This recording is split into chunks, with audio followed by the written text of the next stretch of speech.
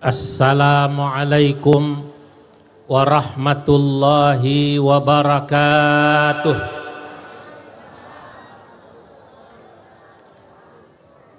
Selamat malam dan salam sejahtera untuk kita semua.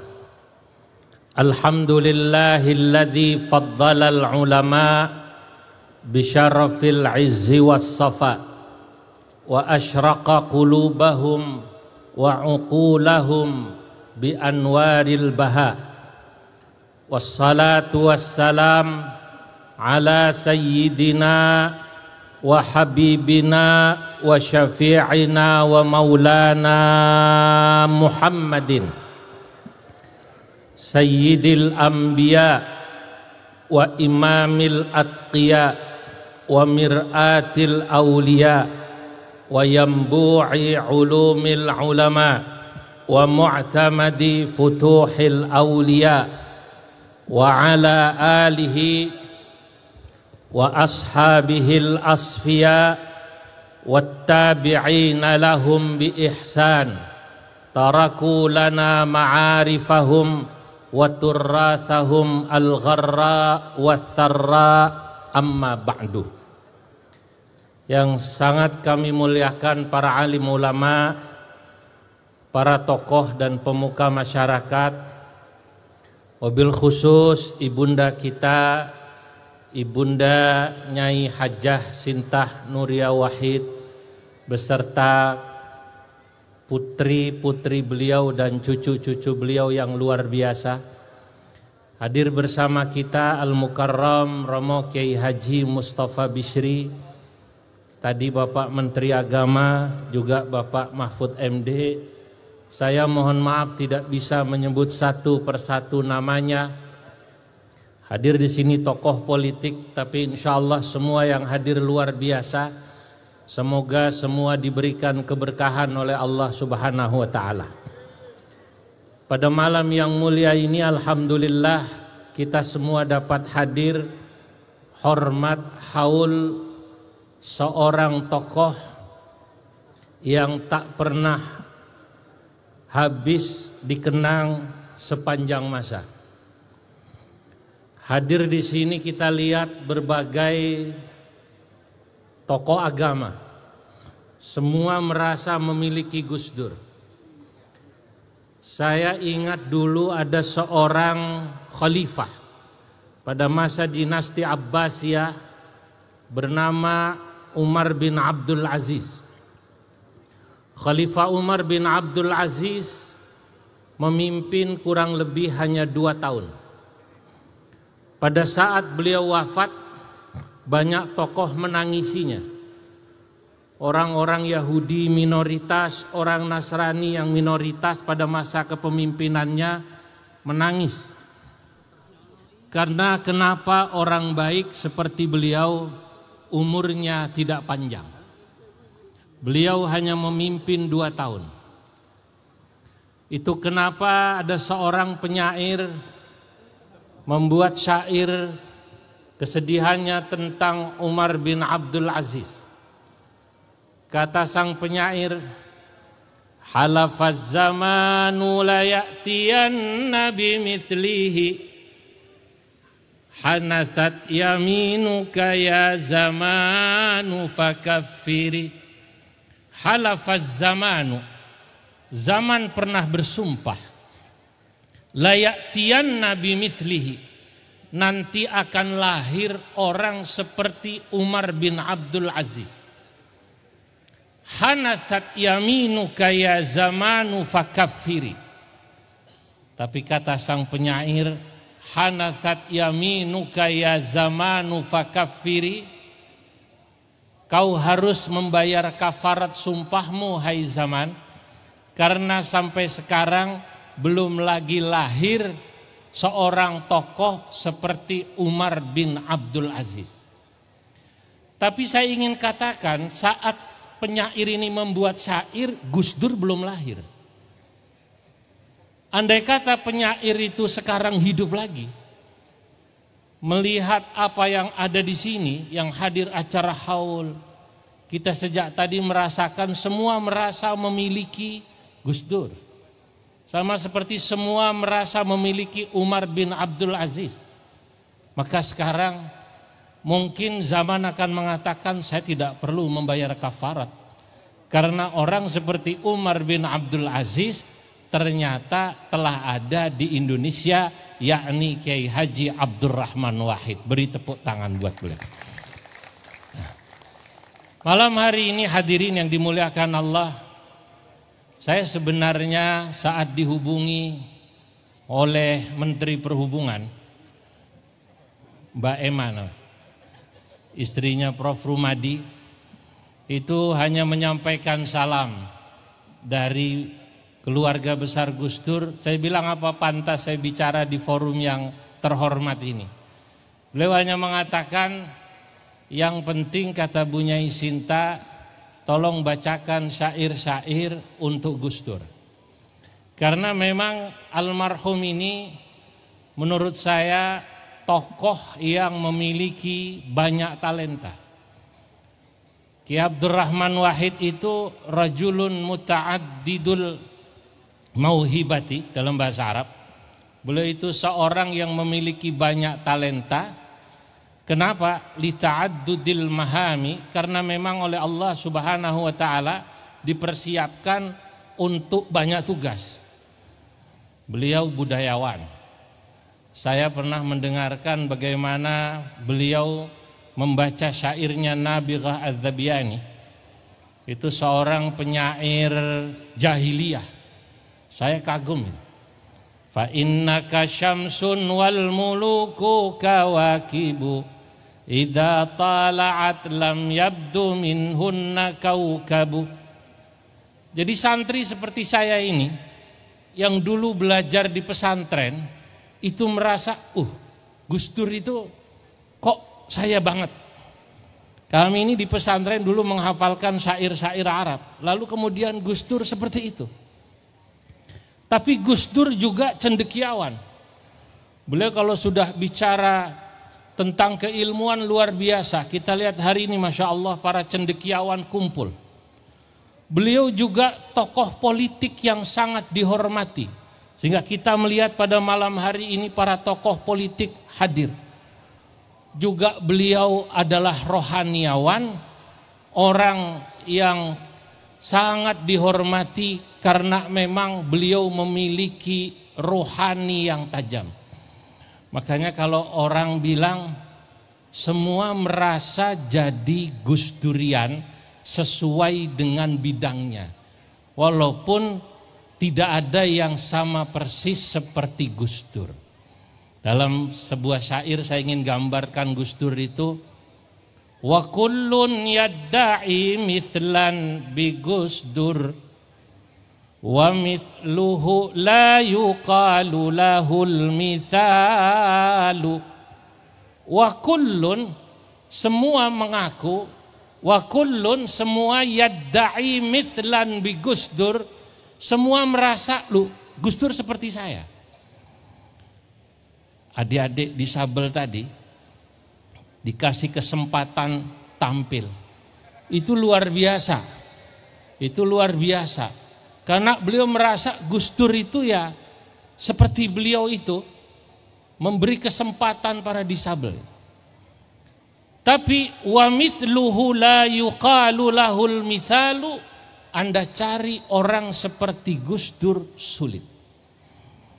Saudara-saudara, saya rasanya keluh mau bicara tentang Gus Dur itu. Saya hanya bisa mengikuti salah satu bagian daripada talenta yang Allah berikan pada Gus Dur.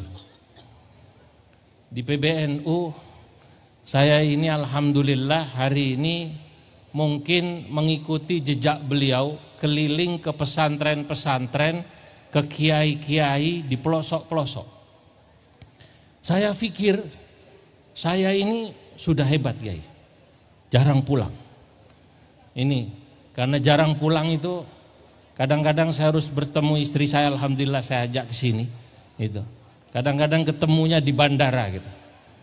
Kadang-kadang kalau seminggu sudah tidak pulang, saya lihat anak kecil umur 8 tahun gitu, saya ingat anak saya di rumah.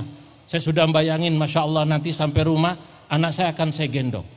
Tapi seringnya begitu sampai rumah saya lupa, yang saya gendong ibunya. Saya pikir saya sudah luar biasa, ke pelosok-pelosok yang dari satu daerah provinsi perjalanan 4 jam, 5 jam. Ternyata saya terhenyak pada saat sampai pedalaman habis mengisi acara NU, kiai-kiai di sana bilang, Gus Dur pernah kemari, Masya Allah. Lalu yang saya nggak kuat, karena kalau habis pengajian itu mereka ngajak ngobrol, Kiai, jangan tidur dulu. Gus Dur itu biasanya habis pengajian sampai subuh ngobrol dengan kita, kata. Masya Allah. Lah inilah yang saya katakan, wa mithluhu la yuqalu lahul mithalu. Orang seperti Gus Dur ini sulit kita. Ketemu budayawan, beliau ngomong tentang budaya. Ketemu tentang bola, beliau bicara tentang bola fasih. Sulit sekali mencari orang seperti Gus Dur. Maka saya katakan, ini sesuai permintaan daripada Bunyai Sinta. Saya akan bacakan syair Arab dalam Bahar Kamil ini.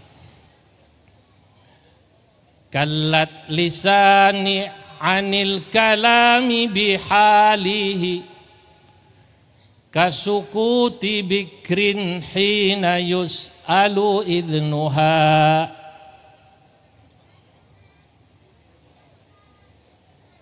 Kallat lisani, lisan saya keluh, ay thaqulat, anil kalami bihalihi, ketika diminta berbicara tentang Gus Dur.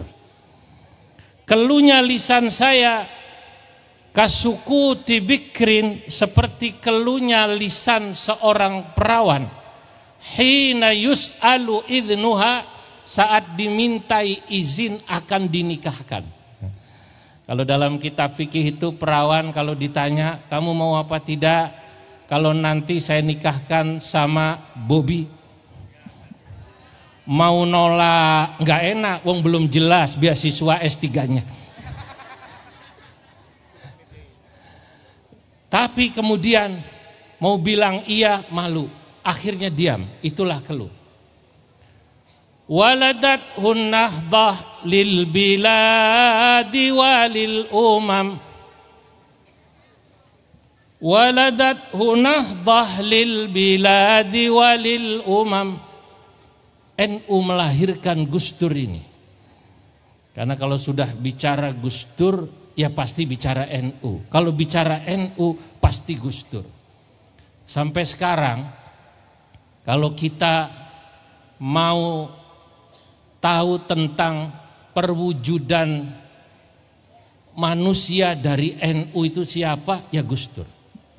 Kalau dulu Siti Aisyah ditanya bagaimana akhlak Nabi Muhammad sallallahu alaihi wasallam, maka Siti Aisyah menjawab, kana khuluquhul Quran.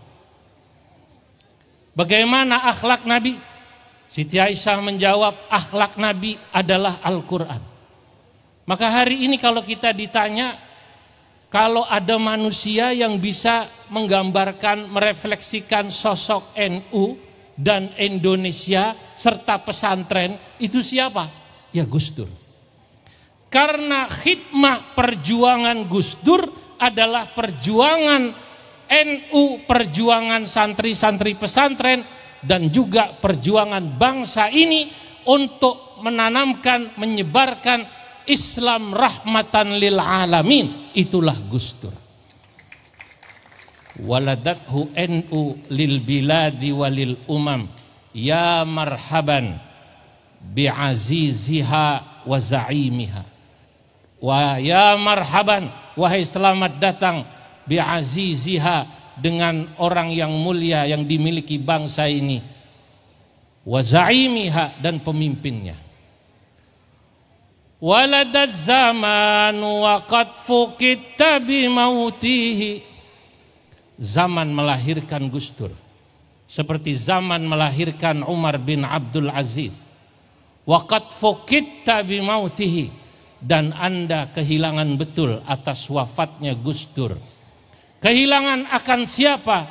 Basyan hanunan musyfiqan wa muwajjiha. Anda akan kehilangan orang yang penuh senyum, orang yang humoris, orang yang sangat memiliki sifat kasih sayang, nurani yang mendalam pada orang-orang kecil dan minoritas, seperti yang dikatakan oleh Mbak Yeni tadi.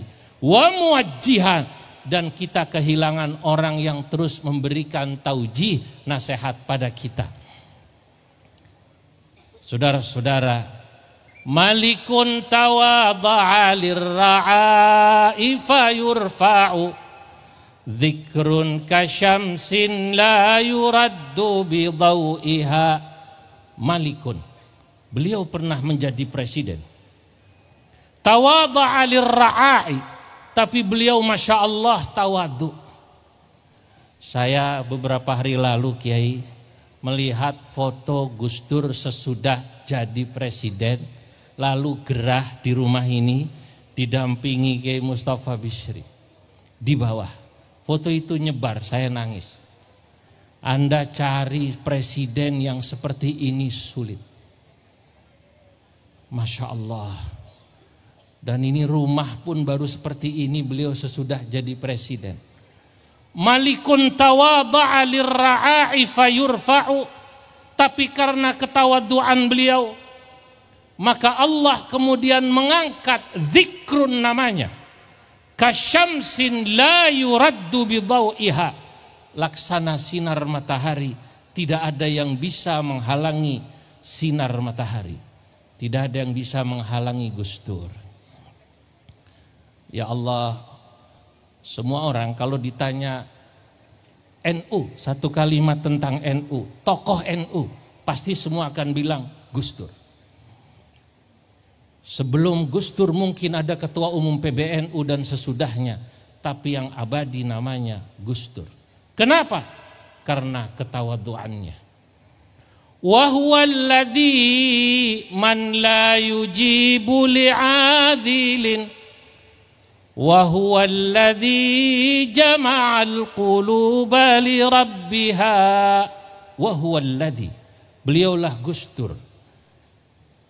Man la yujibu li'adilin, orang yang tidak pernah menjawab akan celaan orang padanya.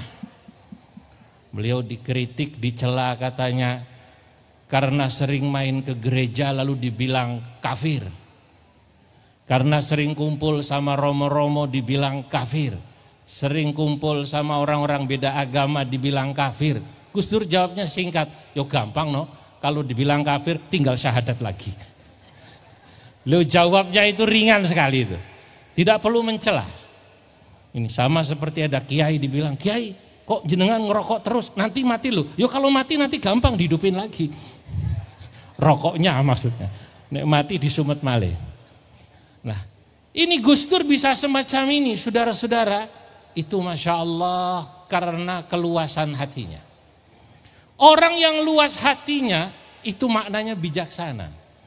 Saya ingat seorang ulama namanya Sayyid Muhammad bin Alawi bin Abbas al-Maliki. Beliau katakan, ar-rajulu idza tasa'a ilmuhu ittasa'a qalbuhu. Orang itu kalau bacaannya luas, hatinya luas, artinya wise, bijaksana. Kalau anak sekarang bilang ngopinya jauhan, pengalamannya luas, makanya tidak mudah kemudian terpancing. Saya tadi mikir, tanya pada Prof. Mahfud, apa jangan-jangan Gus Dur itu ada darah Maduranya? Jangan-jangan iya katanya. Ada nggih? Pasti. Karena menurut saya Gus Dur itu cerdasnya di luar Nurul. Cerdasnya di luar Nurul. Setahu saya orang Madura itu seperti Bobby tadi, Masya Allah bahasa Arabnya luar biasa. Itu bahasa Arab salah paham itu tadi. Sebenarnya ngomongnya salah, untungnya yang dengar paham itu. Orang Madura seperti Bobby itu luar biasa. Orang-orang Jawa ini kalah sama orang Madura. Kalau jenengan-jenengan orang Jakarta ini kan beli koran paling satu, Republika, Kompas. Kalau Bobby itu kalau beli koran kiloan. Itu saking cerdasnya orang Madura itu. Nah, Gus Dur itu seperti itu. Wa huwallazi man la yujibu li'adilin. Beliau adalah orang yang tidak menjawab atas celaan orang padanya. Yang hebat dari Gus Dur, ini ya bait terakhir. Wa huwallazi jama'al quluba li rabbiha. Gus Dur adalah orang yang bisa mengumpulkan hati-hati manusia semuanya, tak pandang apa agamanya, untuk cinta pada Tuhannya. Bagaimana cara Gus Dur membuat orang cinta pada Tuhannya? Adalah cinta pada manusia dan kemanusiaan. Kalau orang cinta pada kemanusiaan, otomatis dia cinta pada Tuhannya. Inilah sumbangsih terbesar Gus Dur yang luar biasa. Hadirin, kenapa beliau bisa begini? Saya membaca. Bacaan saya ini karena proses panjang beliau dari zaman di pesantren. Orang berilmu itu singkatnya dalam Al-Quran disebut 4 kali dengan 3-4 sebutan, Prof. Pertama, Allah menyebut orang berilmu itu dengan sebutan Rabbaniyin. Rabbaniyin, Rabbaniyun, Ribbiyun, itu 4 kali disebut. Ini cirinya orang yang beliau istiqomah ngajar, ngaji dan baca. Gus Dur pernah melewati fase ini. Saat ngajar ditambak beras dan didenanyar. Rabbaniyin. Kedua, Al-Quran itu menyebut orang berilmu dengan sebutan ulama. Ulama itu cirinya 2 kali disebut dalam Quran adalah rasa takut kepada Allah. Innama yakhshallaha min ibadil ulama. Ketiga, Al-Quran menyebut orang berilmu dengan sebutan ahlad dzikri. Ahlad dzikri itu tempat bertanya. 2 kali disebut dalam Al-Quran. Fas'alu ahlad dzikri in kuntum la ta'lamun. Gus Dur tempat bertanya semua orang. Budayawan bertanya pada beliau, agamawan bertanya, kiai bertanya. Yang terakhir ini, yang keempat. Inilah yang terkait dengan nurani. Gus Dur adalah ahlul lubbi. Yang bahasa jamaknya albab. Ulul albab disebut dalam Quran 16 kali. Ahlul lubbi adalah orang yang memiliki nurani. Ahlul lubbi kenapa memiliki nurani? Karena santapannya adalah rohani. Beda dengan ahli lobi. Kalau ahli lobi santapannya jasmani. Nah, ahlul lubbi disebut 16 kali. Gus Dur ahlul lubbi. Beliau selalu melihat sesuatu tidak dari kulit. Karenanya saya ingin tutup dengan satu syair yang menggambarkan siapa itu ahlul lubbi. Syair ini indah, ada dalam Nuniyahnya Ibnu Qayyim al-Jauziyah. Fannasu aktsaruhum fa ahlu dhawahiri tabdu lahum laisu bi ahli ma'ani fahumul qusyur wa bil qusyuri qiwamuhum wal lubbu haddu khulasatil insani. Fannasu, manusia, aktsaruhum, kebanyakan, fa ahlu dhawahiri, mereka itu orang-orang yang mengukur sesuatu dengan zahir dan kulit. Tabdu lahum, terlihat bagimu, laisu bi ahli ma'ani, mereka itu sangatlah dangkal. Fahumul kusyuru, mereka itu orang yang mengukur sesuatu dengan kulit. Wabil kusyuri kiwamuhum, menganggap kalau kaya, kalau punya jabatan, kalau pinter, mereka bisa dihormati. Itulah orang-orang ahli kulit. Wallubbu hadzu khulasatil insani, kalau Anda mau memiliki kemanusiaan dan dianggap sebagai manusia, Anda harus memiliki nurani. Kalau Anda punya nurani yang tajam, baru Anda disebut manusia dan baru Anda disebut sebagai humanisme. Wallahul muwaffiq ila aqwamit thariq. Wassalamualaikum warahmatullahi wabarakatuh.